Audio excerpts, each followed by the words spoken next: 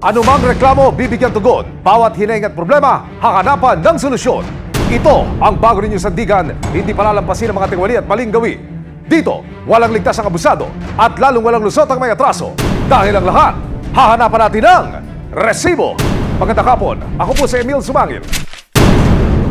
Isang masayang birthday celebration sa Caloocan na uwi sa sakitan.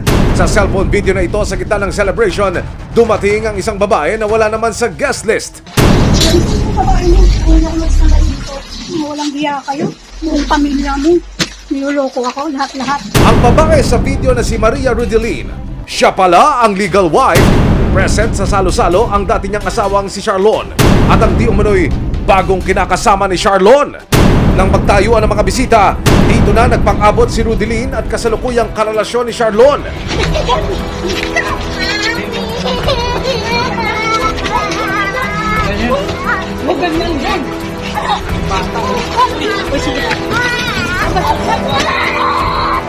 Ang anak ni Rudelin at Charlon, maririnig na umiiyak at umaawat sa kanyang mga magulang.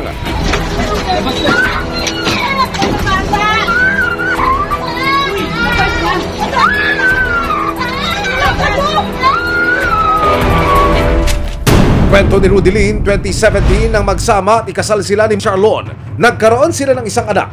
Para matustusan ang pangangailangan ng pamilya, nagtrabaho bilang isang migrant worker sa Singapore si Rudelin noong 2019. Pero, while the missus was away, the mister would play. 2019 pa lang po yung ginawa niya. Andun pa ako sa Singapore noon. So, parang lahat ng hirap, lahat ng sakit. Kulang na lang tatalon ako sa building noon eh, doon sa Singapore. So, pero yung inisip ko noon yung anak ko, kasi nasa kanila eh. 2022 nang bumalik ng Pilipinas si Rudelin at nagdesisyon daw siyang makipagbalikan sa asawa. Nagbalikan kami. Yung sakit na madali sa akin. Pero si Charlon tuloy daw sa pakikipagkita kay number 2. Last year, tuloy na siyang umalis sa amin. So, hindi na siya bumalik. Hindi siya nagpaalam sa akin. Talagang dumiretso na siya dun sa babae niya.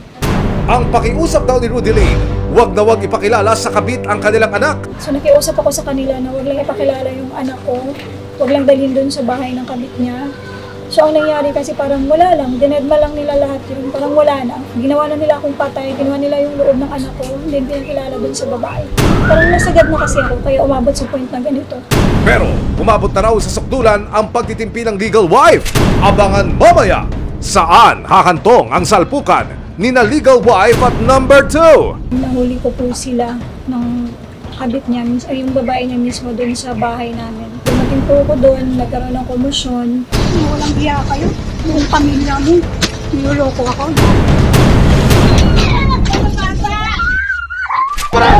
Susunod, isang notorious na grupo, 3 dekada ng sangkot sa pangingidnap.